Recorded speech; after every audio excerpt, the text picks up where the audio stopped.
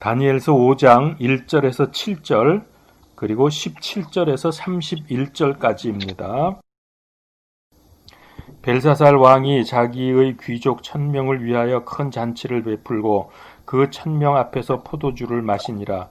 벨사살이 포도주를 맛보며 명령하여 자기 아버지 느부갓네살이 예루살렘의 성전에서 탈취한 금그릇들과 은그릇들을 가져오라고 하였으니 이것은 왕과 그의 통치자들과 아내들과 첩들이 그것들로 마시려 함이었더라.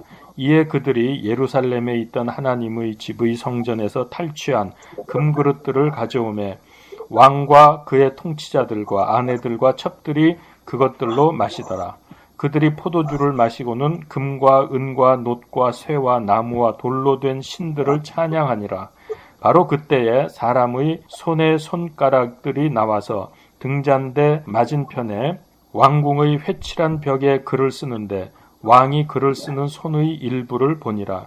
그때 왕의 안색이 변하고 그가 자기 생각들로 말미암아 근심함으로 그의 허리뼈 마디들이 풀리고 그의 무릎이 서로 부딪히매 왕이 크게 소리를 질러 별을 살피는 자들과 갈대아 사람들과 점쟁이들을 데려오게 하고는 바빌론의 지혜자들에게 말하여 이르되 누구든지 이 글을 읽고 그것의 해석을 내게 보이는 자에게는 내가 주홍색 옷을 입히고 금 목걸이를 그의 목에 걸어주며 왕국의 셋째 치리자로 삼으리라 하니라.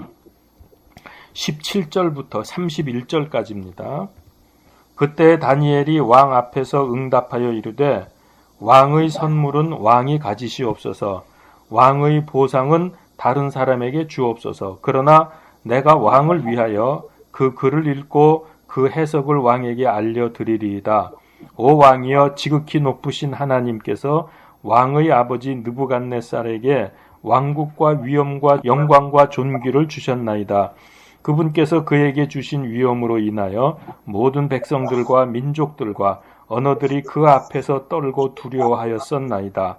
그가 자기가 원하는 자를 죽이고 자기가 원하는 자를 살리며 자기가 원하는 자를 세우고 자기가 원하는 자를 낮추었으나 그의 마음이 높아지며 그의 생각이 교만 속에서 강팍하게 되므로 그가 자기 왕좌에서 쫓겨나고 그들이 그에게서 그의 영광을 빼앗음에 그가 사람들의 아들들에게서 쫓겨나 그의 마음이 짐승들의 마음과 같이 되고 또 그의 거처가 들나귀들과 함께하며 또 그들이 소처럼 그에게 풀을 먹이매 그의 몸이 하늘의 이슬에 젖었고 마침내 그가 지극히 높으신 하나님께서 사람들의 왕국에서 다스리시며 자신의 뜻대로 누구든지 세우사 그것을 다스리게 하시는 줄을 알게 되었나이다. 오 벨사살이여, 왕은 그의 아들로서 이 모든 것을 알면서도 마음을 낮추지 아니하고 도리어 자기를 높여 하늘의 주를 대적하며 그들이 그분의 집에 그릇들을 왕 앞으로 가져오매 왕과 왕의 귀족들과 아내들과 첩들이 그것들로 포도주를 마시고 은과 금과 놋과 쇠와 나무와 돌로 된 신들 곧 보지도 못하고 듣지도 못하고 알지도 못하는 신들을 찬양하며 또 하나님 즉 손에 왕의 숨을 쥐고 계시며 자신의 길을 왕의 모든 길로 삼으시는 분께는 영광을 돌리지 아니하였나이다. 그러므로 그분께서 손의 일부를 보내사 이 글을 기록하게 하셨나이다. 기록된 글은 이것이니 곧 메네 데겔 우바르신이니이다. 그것의 해석은 이러하니 메네는 하나님께서 왕의 왕국을 세셔서 그것을 끝내셨다는 것이요 데겔은 왕을 저울에 다니 부족함이 있다는 것이며 베레스는 왕의 왕국이 나뉘어서 메대 사람들과 페르시아 사람들에게 주어졌다는 것이니이다 하니 이에 벨사살이 명령하며 그들이 다니엘에게 주홍색 옷을 입히고 금 목걸이를 그의 목에 걸어주며 그에 관해 포고를 내려 그가 왕국의 세 번째 치리자임을 알린다. 그날 밤에 갈대아 사람들의 왕 벨사살이 죽임을 당하고 메대 사람 다리오가 그 왕국을 취하였는데 그때 그는 62세가량이었더라. 아멘.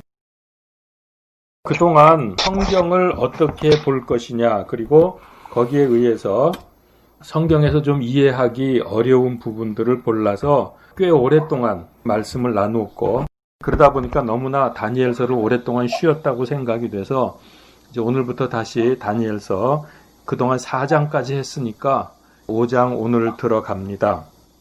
5장은 대단한 위용으로 영원할 것 같았던 바벨론이 왜 멸망하게 되었는지를 보여줍니다. 2장에서 느부갓네살이 인류 역사 전체를 보여주는 큰 형상의 꿈을 꾸었죠. 머리는 정금인데 그거는 바벨론을 의미했고요. 또 가슴과 두 팔은 은, 배와 넓적다리는 놋, 두 다리는 쇠, 얼마는 진흙이었습니다. 이 꿈은 지금은 정금같이 대단한 바벨론이 얼마 안 가서 은나라로 바뀔 것을 알려줍니다. 인간의 눈으로 볼 때 바벨론은 왕국의 권세와 영광이 영원히 계속될 것 같았지만 역사적으로 보면 채 100년이 되지 못해서 바벨론이 망하는 사건이 바로 이 5장 이야기입니다. 다니엘서 5장이 바벨론이 망하는 사건입니다. 그 원인이 뭐냐면은 경제력이나 군사력이 약해져서 그런 게 아니라 영적으로 도덕적으로 타락한 것임을 우리에게 교훈을 해줍니다. 지금 우리가 5장을 봤습니다마는 그날 밤에 잔치를 벌이다가 벨사살은 죽고 바벨론은 멸망을 당했습니다. 자, 우리가 이 역사의 교훈을 배워야 합니다. 앞에서 본 대로 1장부터 4장까지는 느부갓네살의 통치를 기록을 하고 있습니다. 지상 최대의 제국을 세웠고 그러다가 기원전 562년에 느부갓네살이 죽었습니다. 그 후에 바벨론의 역사는 539년 메데 페르시아에게 멸망당할 때까지 음모와 당쟁과 살인 이런 일들의 연속이었습니다. 제가 전에 다니엘서를 강의할 때 말씀드린 대로 바벨론 궁은 유프라테스 강으로 둘러싸여 있는 천연 요새라고 했습니다. 성 높이가 엄청나고 또 두께도 굉장했기 때문에 그야말로 난공불락의 성이었습니다. 그래서 바벨론 성은 물이 풍부했는데요. 유프라테스 강이 빙 돌아서 흘러서 갑니다. 그러니까 강 가운데에 있는 성이었습니다. 그러니까 외적들이 침입하기가 대단히 곤란합니다. 게다가 이 유프라테스 강이 물살이 세기 때문에 강을 통과해서 높고 두꺼운 성벽을 부시고 들어간다고 하는 것이 거의 불가능할 정도로 그래서 난공불락의 도시라고 말을 하는 것입니다. 문제는 영적으로 도덕적으로 심하게 무너져 있었던 것입니다. 너무나 강했기 때문에 교만했죠. 그리고 타락을 했죠. 그럴 때 메데와 페르시아 이 두 나라가 연합을 해서 바벨론을 공격을 한 것입니다. 지금 바벨론은 이제 왕이 어떻게 되냐면은 느부갓네살 왕이 신바벨론을 구축을 했고 그 아들이 나보니더스라는 왕이고 또 그의 아들이 벨사살입니다. 오늘 5장에 나오는 벨사살이 세 번째인데 지금 이 상황에서는 두 번째 권력자입니다. 왜냐하면은 나보니더스가 실제로 왕인데 이 왕이 지금 원정을 떠나서 멀리 해외에 나가 있기 때문에 자기 아들 벨사살에게 권력을 맡겨놓고 떠난 것입니다. 그래서 벨사살이 지금 왕노릇을 하고 있는 거죠. 이것이 이제 5장의 배경인데요. 이제 오늘은 바벨론의 벨사살 왕이 하나님을 모독하고 방탕하고 영적으로 무지한 이런 것을 우리가 보면서 영적인 조명을 받아보려고 하는 겁니다. 메데와 페르시아 연합군이 궁을 포위하고 있는데 벨사살은 전쟁에 대비하고 있는 게 아니라 뭐 하고 있었죠? 지금 궁 안에서 큰 잔치를 열고 신성 모독하면서 쾌락에 빠져 있는 상태입니다. 도대체 왜 그랬을까? 적은 지금 공격해서 포위를 하고 있는데 왜 이렇게 이상한 짓을 했을까? 그 이유를 추측을 해보면 첫 번째는 바벨론은 절대로 망하지 않는다는 자존심이 있었고요. 그리고 이 성벽은 강물로 둘러싸여 있었기 때문에 견고한 성벽을 누가 뚫을 수 있겠느냐, 이런 자만심 때문에 밖에서는 적군이 모여 있어도 거기에 대비하지 아니하고 아마 잔치를 벌인 것 같습니다.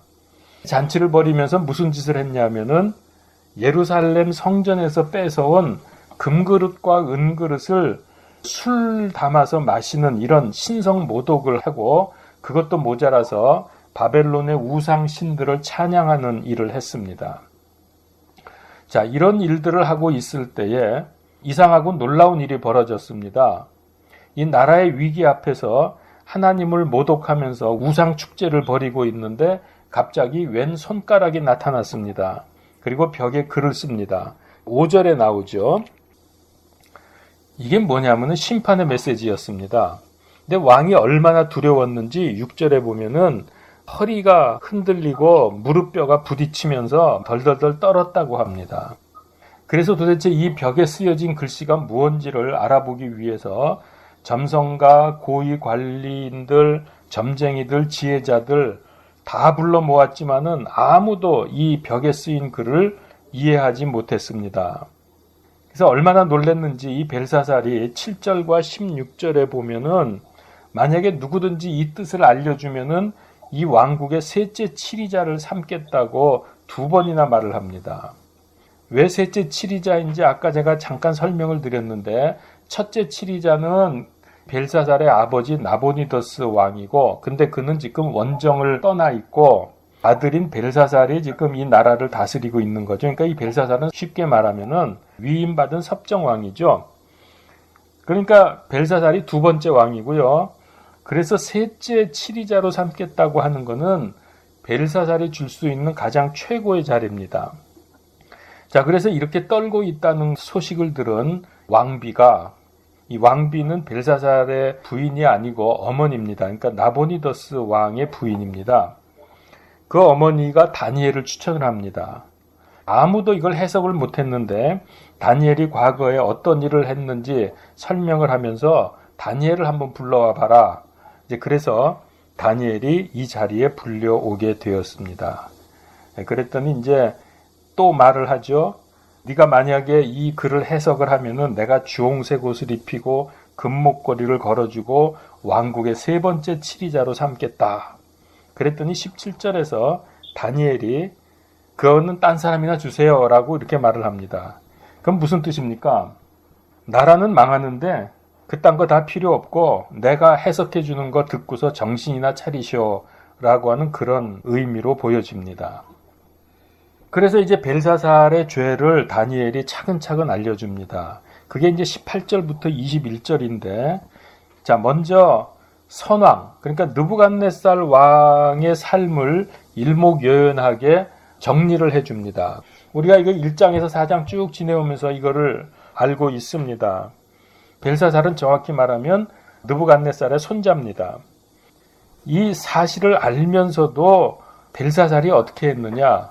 22절에 보니까 오 벨사살이여, 왕은 그의 아들로서 이 모든 것을 알면서도 마음을 낮추지 아니하고, 이걸 몰랐으면은 그래도 괜찮은데 이런 일이, 그러니까 느부갓네살이 교만하다가 짐승이 되어가지고 7년 동안 고통을 당하고 드디어 하나님이 어떤 분인지를 알고 나니까 회복이 됐거든요. 이 사실을 너무나 잘 알고 있었습니다. 그 알면서도 지금 하나님을 모독하고 우상 숭배를 하고 있다는 거죠. 여기서 이제 벨사살의 범죄 내용을 살펴보면 첫 번째는 알면서도 거역한 의도적인 범죄였다라고 하는 겁니다. 할아버지가 교만하다가 짐승처럼 돼서 무려 7년이나 멸시당하고 고생을 했는데 그걸 알면서도 하나님을 모독하고 우상신을 찬양해 하는 이런 상황이죠. 그래서 역사를 통해서 배우지 못하는 어리석음을 여기서 보여주고 있습니다. 그래서 우리가 역사를 통해서 배우지 못하기 때문에 역사는 반복이 된다는 겁니다. 그래서 하나님의 절대 주권을 인정하는 인생이야말로 성공하는 인생이다. 이걸 모르고 방해하면은 느부갓네살처럼 짐승이 돼서 고생을 하든지 벨사살처럼 죽임을 당하게 됩니다. 여기서 다니엘이 하나님에 대해서 선언을 하죠. 21절에 보면은 21절 후반부에 마침내 그가 지극히 높으신 하나님께서 사람들의 왕국을 다스리시며 자신의 뜻대로 누구든지 세우사 그것을 다스리게 하는 줄을 알게 되었다. 이걸 알아야 성공하는 인생입니다. 그래서 느부갓네살이 이거를 깨닫게 되었죠. 이 세상을 다스리는 자는 내가 아니고 하나님이시구나 하는 것을 알게 되니까 그가 회복이 된 거죠. 그래서 우리의 호흡을 관장하시고 모든 길을 주관하시고 우리의 인생을 달아보시는 하나님께서 주관하신다는 것을 우리가 분명히 인정을 하고 그분께 순종을 해야 됩니다. 신명기 32장 39절에 이제는 나 곧 내가 그인 줄 알라. 나와 견줄 신이 없도다. 내가 죽이기도 하고 살리기도 하며 상하게도 하고 낫게도 하나니 내 손에서 능히 건져낼 자가 없도다. 우리가 왜 성경 공부를 합니까? 성경 공부의 목적이 무엇입니까? 하나님과 하나님의 뜻을 알고 순종해서 내 삶의 변화와 함께 하나님의 뜻을 이루는 것입니다. 단지 성경 공부를 통해서 지식만 늘려가면 그 지식은 하나님과 교회를 방해하는 데 쓰입니다. 그게 마귀가 하는 짓입니다. 그래서 우리는 성경의 내용을 배울 뿐만 아니라 적용하고 실행을 해야지 이게 안 따라오면은 오히려 그게 방해거리가 된다고요. 그래서 야고보서 2장 26절에 영혼이 없는 몸이 죽은 것 같이 행함이 없는 믿음은 죽은 것이니라. 행함이 없으면 그것을 마귀가 이용을 합니다. 자, 두 번째 벨사살의 죄는 교만의 죄입니다. 이건 죄의 기본이죠. 최고의 피조물 그룹이 하나님의 자리를 넘보는 교만 때문에 마귀 사탄이 된 거 우리가 너무나 잘 압니다. 그래서 이제 느부갓네살도 제국을 바라보면서 내가 내 능력으로 이 나라를 건설했다고 교만을 떨다가 짐승이 되었는데 그대로 지금 벨사살이 답습을 합니다. 자기를 신격화하고 우상을 숭배하는 무서운 교만을 드러내다가 죽임을 당하게 되죠. 잠언서 16장 18절에 멸망에 앞서 교만이 나가며 넘어짐에 앞서 거만한 영이 있느니라. 그러니까 교만하면 반드시 멸망한다는 것이 성경의 말씀입니다. 타이타닉호를 잘 아시죠? 영화로도 나왔는데 그때 사람들이 뭐라 그랬냐면 이 타이타닉호는 하나님도 가라앉힐 수 없다. 그렇게 교만하던 배가 빙산에 부딪혀서 속절없이 가라앉아 버렸습니다. 도대체 사람이 무엇인지 모릅니다. 저는 이 거대하고 화려한 타이타닉호가 오늘날 세상과 세상 사람들의 모습이라는 생각을 지울 수가 없습니다.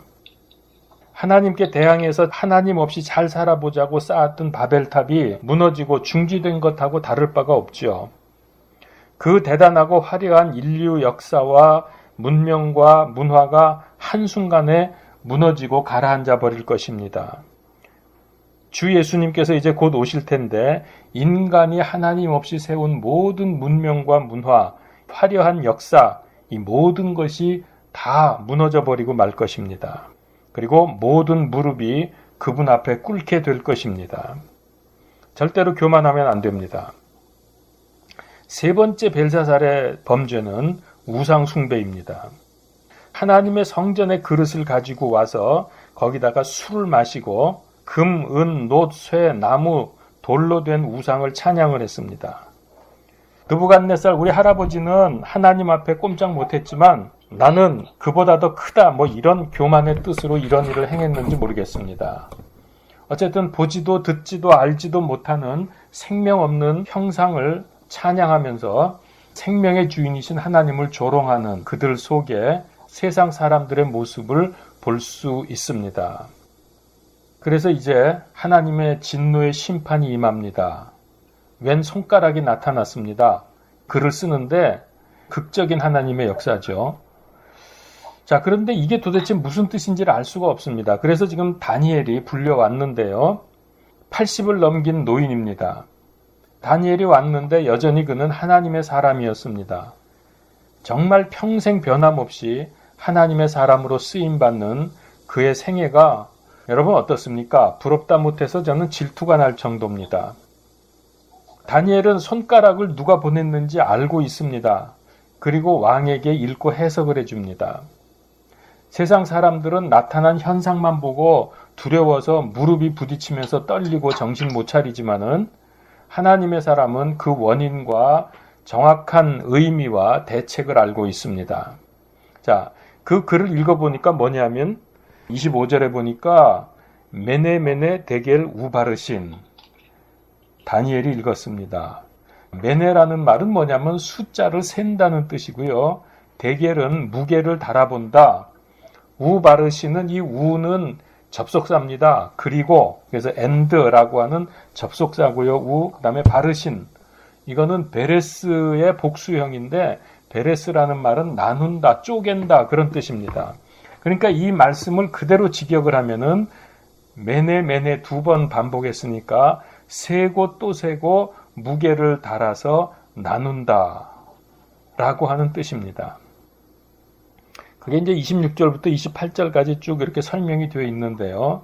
결국 이 나라와 사람의 연수는 하나님께 달려 있다는 것을 선포한 겁니다. 바르신이 이게 베레스의 복수로 된 거는 바벨론이 무너지면서 한 나라에게 넘어간 게 아니라 메데와 페르시아 두 나라에게 지배권이 넘어갔기 때문에 복수로 사용이 된 겁니다. 자, 그러니까 이런 얘기입니다. 메네 왕국의 연수를 세어보니 이 바벨론의 왕국은 연수가 끝났다. 이제 멸망이다. 그 다음에 데겔 왕의 무게를 달아봤더니 부족하다. 너무 가볍다. 왜 바벨론이 끝났는지를 알려주는 대목입니다. 데겔이 핵심인데요. 가볍다는 거예요. 무게가 안 나간다는 거예요. 왕의 무게가. 벨사살이 수십 년간을 바벨론을 통치했는데 그 타락한 생활, 영적인 타락, 우상 숭배한 것만 잔뜩 있지 그의 행동과 생각과 삶을 전부 무게를 달아보아도 아무 무게가 나가는 게 없다. 그래서 이제는 쓸모없을 뿐만 아니라 이 왕은 악한 왕이다. 그런 뜻입니다. 그래서 이제 바르신 이 나라를 끝장내고 나누어 버리겠다. 자, 하나님께서는 우리의 삶과 행동을 달아보시는 분입니다. 사무엘상 2장 3절에 보면은 하나님께서는 지식의 하나님이시므로 친히 행동을 달아보시는도다. 하나님의 저울로 우리의 영적인 무게가 얼마나 되는지 달아보십니다. 세상에서 아무리 훌륭하고 인정받고 많은 일을 했어도 하나님의 저울에서 영적인 무게가 나가야지, 그래야 하나님으로부터 인정을 받지, 그렇지 못하면은 의미가 없습니다. 사람들은 남들이 나를 어떻게 보는가에 관심이 많습니다. 그러나 성경 말씀을 통해서 하나님의 관심, 하나님의 평가 기준이 무엇인지를 알아서 하나님의 저울에서 무게가 나가는 인생을 살아야 됩니다. 열심히 했는데 영적 무게가 안 나간다든지 오히려 마이너스 무게가 되면 얼마나 한심합니까? 그래서 이게 오늘 주제인데요. 나의 무게는 하나님의 저울에 달아보았을 때 얼마나 나갈 것인가? 이것이 우리의 관심이 되어야 합니다. 자, 그러면 성경에서 말씀하시는 하나님의 평가 기준이 무엇인가? 무엇이 하나님의 저울에서 무게가 많이 나갈까를 알아보는 것이 중요하겠죠. 첫 번째, 무엇보다도 먼저 믿음입니다. 믿음. 세상은 지식, 학벌, 권세, 재산, 외모, 능력 이런 것들로 사람을 평가하지만은 하나님은 아닙니다. 그런 것들은 하나님 보실 때 무가치합니다. 일단 예수 그리스도 믿음으로 구원을 받아야 하나님의 저울에 무게를 잴 자격이 생깁니다. 왜 그렇습니까? 로마서 3장 23절에서 모든 사람이 죄를 범하였음에 하나님의 영광에 이르지 못한다 그랬습니다. 그러니까 하나님께 갈 수가 없는데 그런 사람들은 다 죽으면 지옥 가는데 뭐 무게 재고 말고 할 게 없죠. 그래서 무게를 잴 자격이 생기려면 일단 믿고 구원을 받아야 됩니다. 믿음으로 속죄의 은혜를 받기 전에는 지옥 심판의 대상일 뿐입니다. 아무리 노력하고 애써도 이 문제는 인간이 해결할 수가 없죠. 내가 무게 나가려고 한다고 해도 되는 게 아닙니다. 인간의 어떤 것으로도 하나님 앞에서 의롭다함을 받을 수 없기 때문입니다. 구원받은 후에도 역시 믿음으로 살아야 무게가 나갑니다. 그러니까 믿음으로 구원을 받으면 이제 저울의 무게를 잴 자격이 생기는데 거기서 무게가 나가려면은 믿음이 있어야 된다는 겁니다. 히브리서 11장 6절 믿음이 없이는 하나님을 기쁘시게 하지 못하나니 그분께 가는 자는 반드시 그분께서 계시는 것과 또 그분께서 부지런히 자신을 찾는 자들에게 보상해 주시는 분이심을 어떻게 해야 된다? 믿어야 하느니라. 그러니까 믿음이 없이는 하나님 기쁘시게 할 수도 없고 하나님께 나아가는 자는 믿어야 된다는 거예요. 로마서 14장 23절 무엇이든지 믿음에서 나지 아니하는 것은 죄니라. 여러분 우리가 인생 살 때 믿음으로 하지 않는 것은 다 죄라 그랬어요, 성경이. 그러니까 우리가 뭘 해도 그런 건 무게가 나가질 않아요. 믿음으로 해야 됩니다. 성경을 찾겠습니다. 로마서 4장 2절에서 5절. 만일 아브라함이 행위로 의롭게 되었으면 그 일에 대하여 자랑할 것이 그에게 있으려니와 하나님 앞에서는 없느니라. 성경 기록이 무엇라 말하느냐. 아브라함이 하나님을 믿음에 그것을 그에게 의로 여기셨느니라 하니라. 이제 일하는 자는 품삯을 은혜로 여기지 아니하고 빛으로 여기거니와 일을 하지 아니할지라도 경건치 아니한 자를 의롭다 하시는 이를 믿는 자에게는 그의 믿음을 의로 여기시느니라. 그렇죠?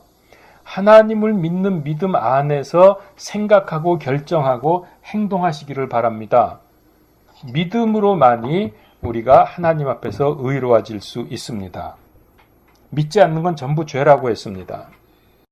자, 그러면 두 번째로 우리가 생각할 것은 오늘 이 다니엘서 5장 23절에 보면은 다니엘은 벨사살이 하나님께 영광을 돌리지 않은 것이 죄라고 지적을 하고 있습니다. 우리가 여기서 우리 그리스도인으로서 인생의 참 목적을 배울 수 있습니다.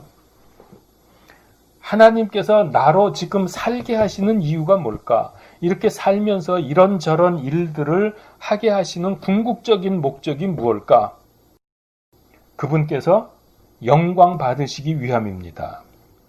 이거를 분명히 해야 됩니다. 여러분 삶의 궁극적인 목적, 내가 이렇게 저렇게 많은 일을 하면서 살고 많은 생각을 하는데 그 모든 것의 목적은 하나님의 영광을 드러내기 위한 것입니다. 하나님의 백성은 끊임없는 영적 전쟁을 하고 있는데 인생의 중심에다가 나를 놓을 것이냐 하나님을 놓을 것이냐 이게 끊임없는 긴장입니다. 그리고 이것이 가장 치열한 영적인 전쟁입니다. 이 영적인 전쟁의 승패에 따라서 인생의 승패가 나뉘어집니다. 사람의 타고난 죄성은 나를 자꾸 내 자신을 인생의 중심에다 놓고 싶어 합니다. 내가 잘 되고 내가 영광받고 모든 것을 나를 위해서 이용하기를 원합니다. 그러나 예수 그리스도 믿음으로 거듭나서 영적 세계를 알고 또 알아가는 사람은 그 반대입니다. 모든 것의 중심에다가 하나님을 두어야 한다는 것을 잘 알고 있습니다. 근데 이게 우리에게 전쟁입니다. 내 본성과의 전쟁이죠. 바울은 이 전쟁을 고민하면서 아주 잘 표현을 하고 있습니다. 로마서 7장 23절에서 25절에 내 지체들 안에서 다른 법이 내 생각의 법과 싸워 내 지체들 안에 있는 죄의 법에게로 나를 사로잡아가는 것을 내가 보는도다. 오 나는 비참한 사람이로다. 이 사망의 몸에서 누가 나를 건져내랴.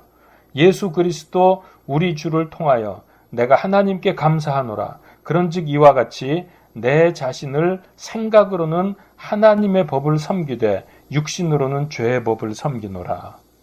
이거 얼마나 싸움입니까? 하나님의 법을 섬기고 싶은데 자꾸 육신은 죄의 법을 섬긴다. 이 둘이 끊임없이 싸우는 겁니다. 많은 그리스도인들이 세상적인 것을 목적으로 삽니다. 구원받았는데도 세상으로 잘 되는 것을 자꾸 추구합니다. 심지어 세상에서 잘 되는 것을 하나님의 축복이라고 생각합니다. 이건 잘못된 겁니다. 이걸 가리켜서 번영신학이라고 말하죠. 세상에서 잘 되는 거. 그러니까 여러분 한번 자신을 돌아보십시오. 내가 왜 사는지, 내가 사는 목적이 분명한지, 무엇 때문에 사는지, 나의 이익과 세상적 행복을 추구하면서 사는지, 하나님의 영광을 추구하고 있는지. 여러분, 이거는 세상에서 말하는 의로움이나 선행과는 다른 겁니다. 하나님께서는 우리를 구원하신 목적은 영광 받으시기 위함입니다. 우리가 잘 아는 구절이 있죠. 계시록 4장 11절 오 주여 주는 영광과 존귀와 권능을 받기에 합당하시오니 주께서 모든 것을 창조하셨고 또 그것들이 주를 기쁘게 하려고 존재하며 창조되었나이다. 우리가 왜 존재한다고요? 주를 기쁘게 하려고 존재하며 창조되었나이다. 자, 그래서 내가 죽을 때까지 맹렬하게 싸워야 될 대상은 바로 납니다. 내가 내 싸움의 대상입니다. 매 순간마다 나를 이겨야 됩니다. 이 싸움에서 이기고 하나님을 내 인생의 중심에 놓고 그분께 영광 돌리는 삶을 살아야 하겠습니다. 이것이 인생의 의미고 목적입니다. 이렇게 삶을 살았을 때에 하나님의 저울에 달면 묵직하게 무게가 나가는 것은 당연한 일입니다. 고린도전서 10장 31절 그런즉 너희가 먹든지 마시든지 무엇을 하든지 모든 일을 하나님의 영광을 위하여 하라. 그러면 우리가 이제 어떤 것이 하나님의 영광이고 아닌가, 이거 분별할 줄 알아야 되지 않겠습니까? 이 분별이 안 되면 어떻게 하나님의 영광을 위해 살겠습니까? 자기는 잘 산다고 한 것이 오히려 하나님의 이름을 욕되게 하는 수도 많이 있지 않습니까? 그래서 분별할 줄 알아야 되는 거예요. 로마서 12장 2절에 너희는 이 세상에 동화되지 말고 오직 너희의 생각을 새롭게 함으로 변화를 받아 하나님의 그 선하시고 받으실 만하며 완전하신 뜻이 무엇인지 분별하도록 하라. 분별할 줄 알아야 돼요. 이게 하나님께 영광 돌리는 건지 영광을 가리는 건지 도대체 구별이 안 되면 그 무게 나가는 인생을 살 수가 없죠. 자, 이제 그러면 세 번째로 우리가 생각할 거는 좀 더 구체적으로 하나님의 영광, 하나님의 뜻을 삶 속에서 어떻게 구현할 수 있을까? 하나님의 영광을 위해서 살고는 싶은데 어떻게 사는 건지 모르면 안 되잖아요. 자, 당연히 하나님께서 기뻐하시는 열매를 맺으며 살아야 합니다. 마태복음 7장 20절에 그러므로 너희가 그들의 열매로 그들을 알리라. 열매로 그들을 한다. 그가 어떤 열매를 맺는지 보면 그를 알 수 있다는 거죠. 자, 그러면 어떤 열매입니까? 자, 우선 어떤 열매인지 전에 어떤 삶의 자세로 사는 것이 하나님의 뜻일까? 이것부터 한번 간단하게 성경에서 찾아보죠. 데살로니가전서 5장 16절에서 18절인데 항상 기뻐하라. 쉬지 말고 기도하라. 모든 일에서 감사하라. 이것이 그리스도 예수님 안에서 너희에 대한 하나님의 뜻이니라. 그러니까 우리가 살아야 될 삶의 자세, 즉 하나님의 뜻이 뭐냐면은 기뻐하고 기도하고 감사하는 것. 이게 하나님의 뜻이라 그랬습니다. 그러면 이 뜻 안에서 우리가 어떤 열매를 맺어야 할 것이냐? 이것이 우리의 궁극적인 꼭 알아야 될 문제죠. 그래야 무게가 나갈 수 있을 테니까. 자, 열매 그러면 여러분 우리가 잘 아는 아주 유명한 구절이 있죠. 갈라디아서 5장 19절에서 23절 육신의 열매와 성령님의 9가지 열매. 자, 찾아보겠습니다. 갈라디아서 5장 19절부터 23절. 이제 육신의 행위들은 명백하니 이것들이라. 곧 간음과 음행과 부정함과 색욕과 우상숭배와 마술과 증오와 불화와 경쟁과 진노와 다툼과 폭동과 이단 파당과 시기와 살인과 술취함과 흥청됨과 또 그와 같은 것들이라. 내가 또한 전에 너희에게 말한 것 같이 이것들에 대하여 미리 너희에게 말하노니 이런 것들을 행하는 자들은 결코 하나님의 왕국을 상속받지 못하리라. 자, 여기 말씀하신 이 내용들은 전부 육신의 열매입니다. 이런 거는 맺으면 안 됩니다. 이렇게 살면 안 돼요. 이런 거 자꾸 살면은 마이너스로 넘어갑니다. 자, 22절. 그러나 성령의 열매는 사랑과 기쁨과 화평과 오래 참음과 부드러움과 선함과 믿음과 온유와 절제니 이 같은 것을 대적할 법이 없느니라. 성령님의 9가지 열매. 우리 이거 잘 알고 있지 않습니까? 자, 그러면 우리가 어떻게 하면 됩니까? 하나님의 저울에 우리의 영의 무게를 달았을 때 무게가 많이 나가야 되는데, 그러려면은 어떻게 해요? 하나님의 영광을 위해서 살아야 된다. 우리 인생의 궁극적인 목적은 하나님의 뜻을 이루고 하나님께 영광 돌리는 삶. 그렇게 살려고 하니까 성령님의 열매를 맺으면서 살아라. 이렇게 연결이 되는 겁니다. 성령님의 열매를 맺으면서 살아라. 물론 이외에 성경에 보면 많은 것이 있지만은 그걸 어떻게 다 이야기하고 그러면 시간이 너무 많이 걸리기 때문에 가장 중요한 핵심적이라고 생각되는 것을 제가 지금 말씀을 드린 겁니다. 그런데 다니엘은 이 3가지 하나님의 평가 기준에 아주 잘 맞는 삶을 살았습니다. 믿음의 삶, 올바른 인생관, 즉 영광 돌리는 삶, 우리 삶에서 구체적으로 성령님의 열매 맺으면서 살기, 이거를 잘한 게 다니엘이라고요. 우리 사랑하는 생명빛 성도 여러분들, 이거 오늘 말씀 생각하시면서 여러분 각자의 삶에서 이게 좀 잘 적용되기를 바랍니다. 여러분들의 삶 속에서 정말 구체적으로 이 열매들이 맺어지고 하나님의 영광을 드러내고, 그렇게 해서 이후에 우리가 하나님의 저울에 올라갔을 때 너무 무거워서 내가 올라간 저울이 밑으로 확 내려갈 수 있도록 예, 아주 무거운, 영적으로 무거운 삶을 사시기를 주의 이름으로 축원합니다. 기도하겠습니다. 하나님 은혜를 감사합니다. 오늘 바벨론의 멸망, 특별히 벨사살이 왜 죽임을 당하고 나라가 멸망하게 되었는지 그 죄를 알아보았고, 그래서 우리가 어떻게 하면은 하나님 앞에서 인정받고 칭찬받고 무게 나가는 인생을 살 수 있는지를 보았습니다. 살아계신 하나님 아버지, 오늘 주신 말씀 우리가 늘 마음에 새기도록, 잊지 말도록 기억력을 더하여 주시고, 그러는 가운데에 우리의 남은 모든 인생이 하나님의 영광을 위하여 주의 뜻을 이루기 위해서 쓰임받는 인생이 되게 하여 주시옵소서. 그렇게 해서 성령님의 많은 귀한 열매들을 맺으며 살게 하시고 하나님의 은혜 풍성한 인생이 다 되게 하시고 우리의 가정들이 복음화되게 하시고 우리의 주변 사람들이 생명 구원을 얻는 귀한 역사를 일으키는 인생들이 다 되게 하여 주시옵소서. 예수 그리스도 이름으로 기도하옵나이다.